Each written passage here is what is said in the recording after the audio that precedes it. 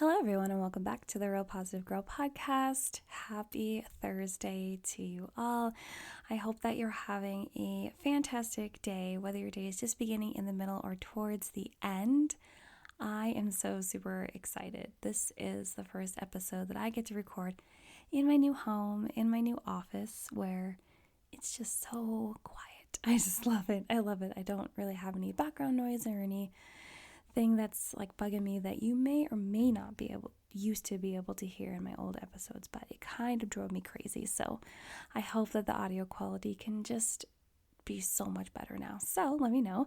You can always follow me on Instagram and let me know at RealPositiveGirl Podcast. But again, happy Thursday. I hope that you're having a great day. If you're having a hard day, I always encourage everyone to do the 5-minute reset, which is to take at least 5 minutes to be by yourself. It gives you an opportunity to decompress, to reboot, restart, just begin your day again, but also decompress, take a break from any sort of burdens, issues, problems that you are currently dealing with. And especially if you're dealing with any problems like face-to-face, head-to-head with someone, take the opportunity to also problem solve so that after your 5-minute reset, and the next time that you have to face that issue with whomever it is that you're trying to figure it out with, you have a resolution to offer and hopefully use that and move on from that issue, not let it be held over your head or anything like that. You know what I mean? So you're able to move on. I always encourage everyone to, I always encourage everyone to make a list of at least 4 items that you are grateful for. It can be really big, really small, medium-sized things. You know what I mean? You can be grateful for being able to go out for lunch with someone. You can be grateful for finding a new great coffee spot to hang out in. You can be grateful for getting a new place to live like I am. You can be grateful for things just going well at your job. It doesn't matter, and that's the beauty of it. So it just means that since you can be grateful for literally anything and everything, the list is never ending. So it should be pretty easy to come up with at least 4 items that you're grateful for. And then before you leave your 5-minute reset, I always encourage everyone to make sure that you're feeling at least neutral, if not positive, about the rest of your day, because first and foremost, you do not want to pass your negative mood on to anyone else, but also while you're taking the time to take a break from any burdens or issues or problems and create that list of at least 4 things that you are grateful for, you should have had a perspective change, a mindset shift to allow you to realize that despite what you're going through, there are still amazing, wonderful things happening in your life that you can focus on, and focusing on those things will really help you get through those really hard times where you're experiencing all of those negative things. So I encourage you to do that, but I do hope on this Thursday that you're having a fantastic day. Just to remember that this week we are talking about the top 10 mental health tips, going through my quick list of important things that I think that are related to mental health and the top 10 tips to, acquire those things, achieve those things, because I thought that would be fun. And today, Thursday, we were talking about putting fitness first. So let's go ahead and just jump right in. Today, I'm going to give you some tips on how to put your fitness journey first. And I do want to preface this by saying that I am not a fitness professional. I am not a personal trainer. I'm not a nutritionist, a nutritionist, a dietitian, anything like that. I am definitely a novice, regular old gal who works out. But based on the research that I've done and the experience that I have, I feel like I can speak on this topic from a general level that could help you still. Fitness has been such an important part of my life in the last 3 years. I took the plunge and started weightlifting for the first time, and it just changed my whole view on working out. I was for sure one of those people that only did cardio and a few weight machines here or there, but by taking the chance and downloading a beginner's weightlifting guide from a gal that I started following on Instagram, true story, I fell in love with weightlifting, and if you are familiar with Mari Llewellyn, who created Mari Fitness or Bloom Nutrition, that's the person's guide that I decided to download and try out, and I just loved it so much. It was fun.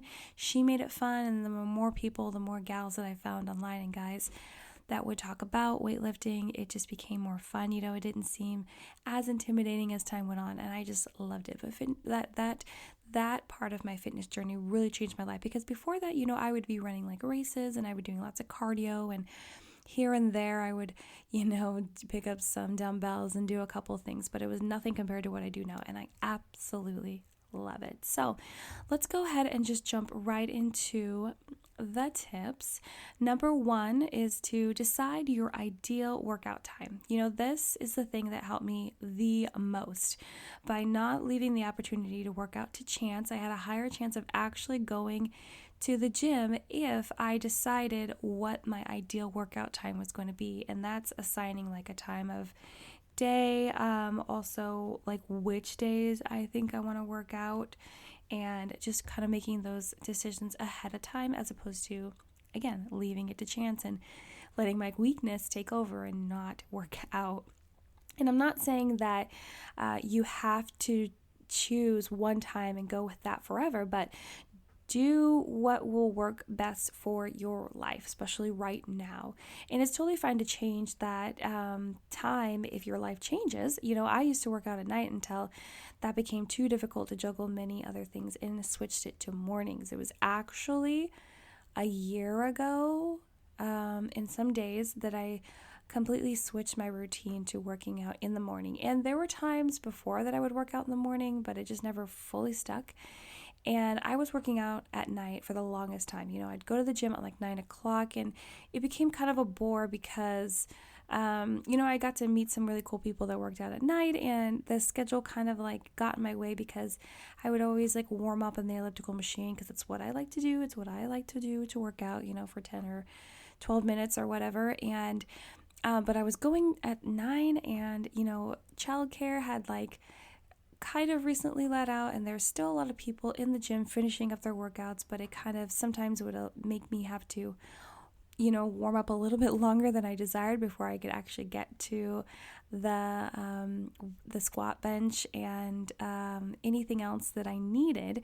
So anyway, I just decided that I'm going to start going in the morning, and I will just carve out that time. And it was kind of difficult. I am a morning person, but it was kind of difficult to force myself to get up at like I feel like I was getting up at like 5:30 or 5:45 and getting to the gym like 15 minutes later, because the gym is not that far from me then, and just forcing myself. And it took like 2 weeks before I got into the swing of things, but it was so much better for my family schedule, because the problems that I experienced weren't just with being able to get to the right equipment at the gym. It was also like wanting to spend more time with my family in the evening, but I couldn't, and then cooking dinner. But then I'm not the kind of person that can eat before I work out, so I wasn't even eating dinner, or if I did eat dinner, I had to make sure that I ate it like at least 3 hours ahead, or else I will feel super sick at the gym, or like just not eating, going to the gym, eating at like 11 o'clock at night when I got home, and it was just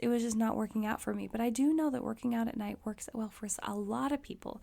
So that's the moral of the story, is you need to just pick the time that works best for you. Maybe you prefer to do late morning, in the middle of the day, whatever it is. Just find that ideal time, commit to it, for it, if it works for your life right now, and then do it. Go work out. Number 2 is to start where you are. A lot of times it can be really tempting to just jump into doing as many reps as possible, or trying to go 7 days a week to the gym, 1 hour per day. But you have to be real with yourself and start where you can start, because you need to remember that if you keep going, you will hit your goals and become stronger, faster, and more capable. So just, be realistic. Realize that if you are a super beginner, then you can't just jump into things that are like even moderate or advanced. You don't want to hurt yourself, which will put you out of commission for much longer.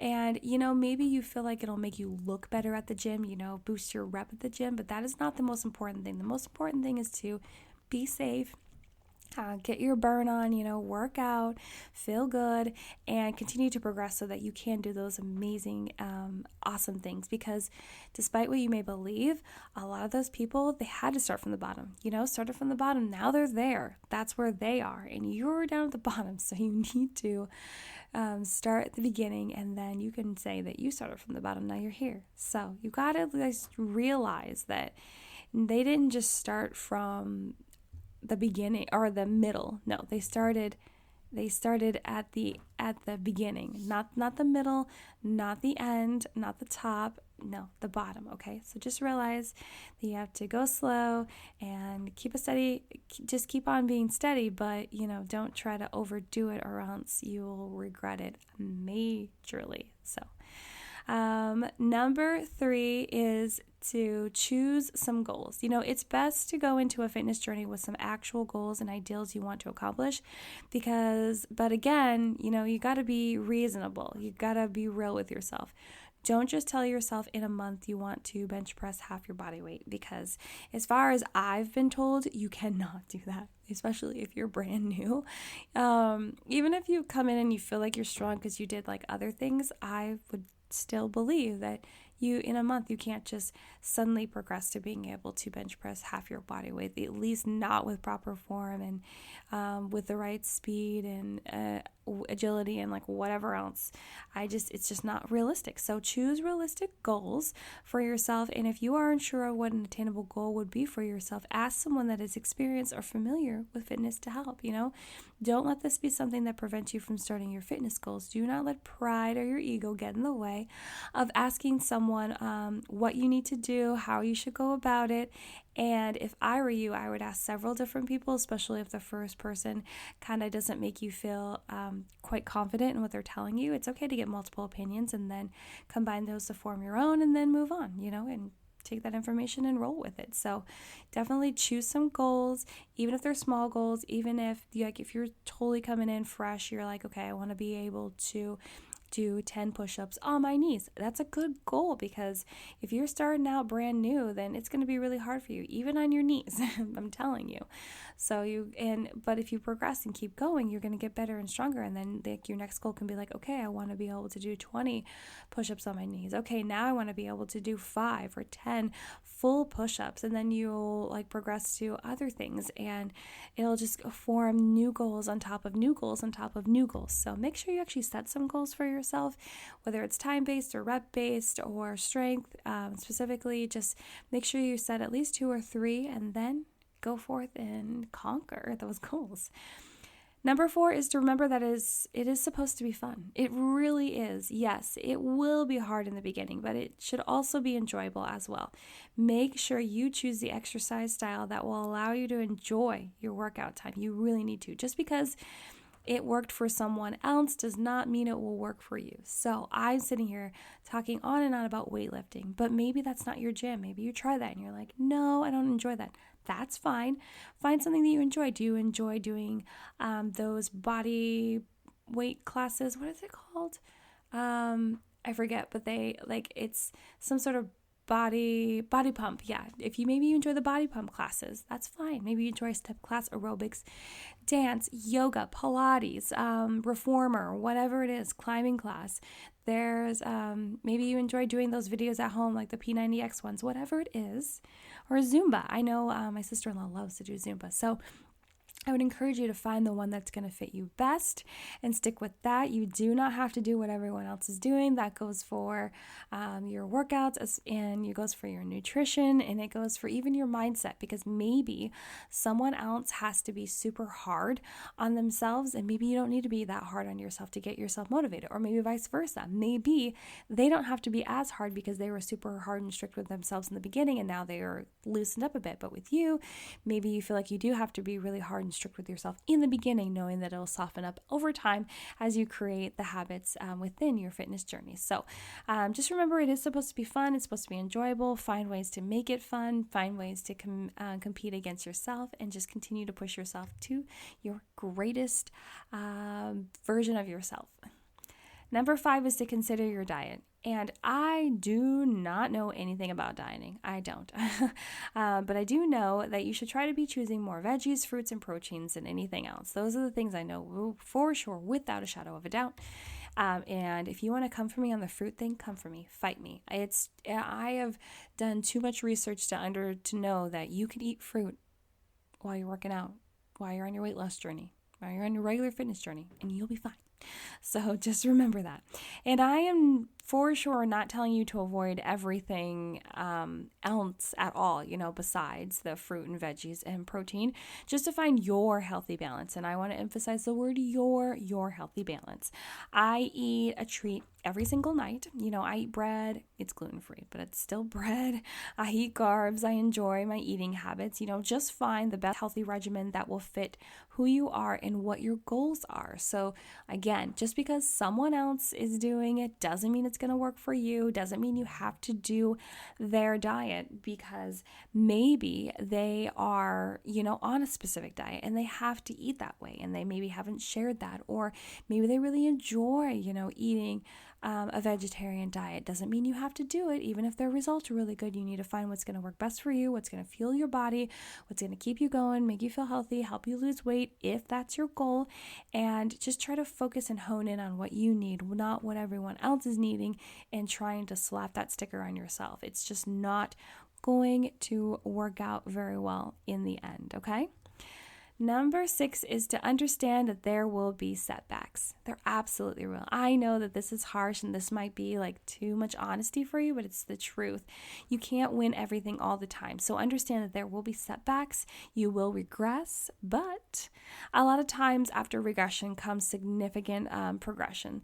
And just don't let yourself give up. It's not worth it to give up after all the time spent and energy committed. You have to keep going. You have to push forward. Even if you get discouraged, which is totally normal and fine, you have to continue to pick yourself back up and go again. Even if maybe you need to take a little bit of a step back and start back again slow, that's fine. But at least you're starting again. You're not giving it up. You're not just like throwing it out the window. You're going to press on. You might change your tactics. You might change the way and idea that you do it, but you're still going to do it and you're still going to press forward, okay?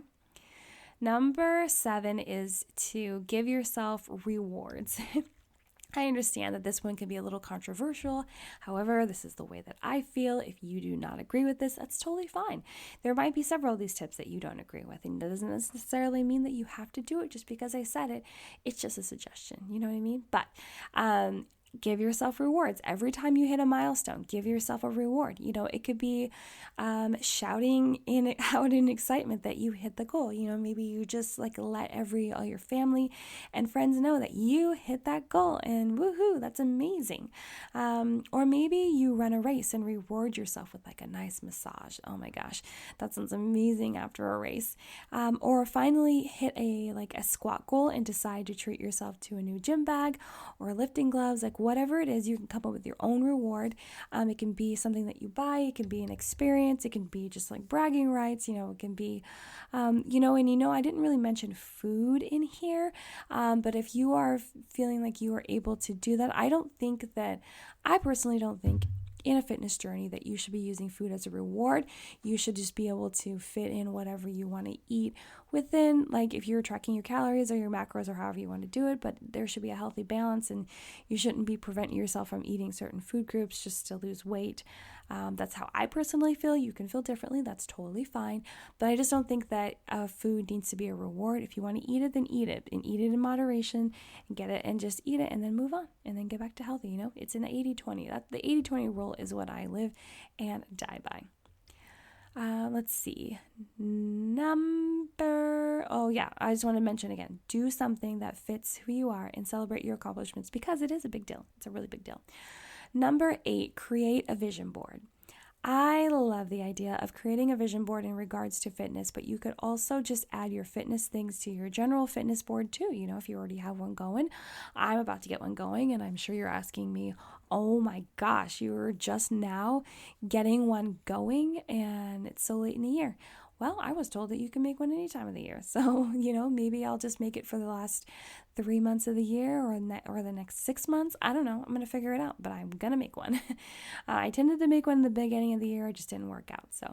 But I just love the idea of doing it in regards to fitness. You can keep it old school and cut out pics to add of exercises you want to become stronger at, or how many reps you want to hit, or maybe you are saving up to buy a specific piece of fitness equipment. Whatever it is, add it in. Maybe you're saving up to buy a Peloton bike or a different kind of bike, or maybe you want to buy a squat rack or a treadmill or elliptical or a barbell set or whatever it may be, and you want to post those pictures on your vision board, like whatever it is, or maybe some new running shoes are kind of expensive. I understand they can be very expensive. I used to run a ton. I get it. And if you're running a lot, you're going through those shoes. But yeah, I think that creating a vision board, like let's say you don't have a general one, you can just create a little one for your fitness for your fitness goals and your fitness journey. If you have a general one, just add in those things, cut out pictures or print out pictures or create it digitally. However you want to do it, I encourage you to do it, add it to it, and you continue to push towards those goals and visualize them and make them happen. Number 9 is it's not about looking like someone else. I had to add this in there. It's very important in regards to your fitness journey. It's not about looking like someone else. It's about achieving the greatest version of yourself, not someone you saw on Instagram or in a magazine. This is also the reason I did not mention for you to find a pic of a physique you desired to have when I was talking about the vision board, because you should not, your goal should not drive towards trying to have a specific physique, I believe. So I understand that people are out there and they're working hard to have a big butt and to have stronger, bolder shoulders, or maybe a tiny waist or what have it. I personally think that if you do spend a lot of time trying to go after a very, very specific type of physique, then you might be spinning your wheels a long time. You might be waiting forever, when really if you just go in and work all your muscles as equally as you can and just get stronger all over, then your body will turn into the best version of itself on its own, without you actually having to, push it in a certain direction with very specific exercises or what have you. Do you know what I mean? I think you should just work out. I think you should just get healthy. I think you should just do your best, not worry about looking like someone else or looking like a very specific physique, because it's not going to help you achieve your goals. It's just not. And it might also bring you down more often than not, okay? Number 10 is, and the last one, is add it into everyday life. You don't want to just like put your fitness journey in a box. You want to make sure that it's added to, it's spread across your whole life, because it's a part of your life that you're integrating in, not just this temporary thing that you're adding on. So that's the way I like to think about it. And you go to the gym or work out at home however many days per week that you want to, and which is great, but I also encourage you to get some extra steps in by parking far away wherever you go. That's a classic example of getting more steps in and burning more calories. Make it a priority to keep your nutrition balanced more often than not, and keep yourself positive about your progress within your fitness goals. Don't get down on yourself. Don't say rude things to yourself. Continue to push yourself forward. Tell yourself that you're doing the best you can. If you're not doing the best you can, sure, have those come to Jesus moments with yourself where you're like, hey, listen, I need you to kind of step it up a bit. I need you to work a little bit harder. I need you to actually try and not have a negative attitude about trying new things all the time. Okay? Maybe you need to have that conversation with yourself. And if you do, and you don't have the guts to say it to yourself, just rewind that part and listen to it 10 times and you'll get it. But yeah, you have to just be real with yourself. You have to tell yourself what you need to do, but you need to be positive with yourself, and you need to be kind, and you need to be loving, and realize that it's a journey, not a race. So, okay, you guys, well, thank you so much for listening to the Real Positive Girl podcast. Again, my name is Sabrina. I really hope that you enjoyed this episode, and if you did, someone else that would too. I encourage you to share it with them, and I hope that you come back tomorrow for our last episode of this week, which will be absolutely fantastic, and we'll be talking about handling anger. So if you're interested in that, please come back tomorrow. But I hope that you have a great rest of your day. Check the description box for notes for the show, where to find me on Instagram, my email address, and any other information that you need to know about me. But until next time, I hope you have a good one, and I'll see you next time. Bye, guys.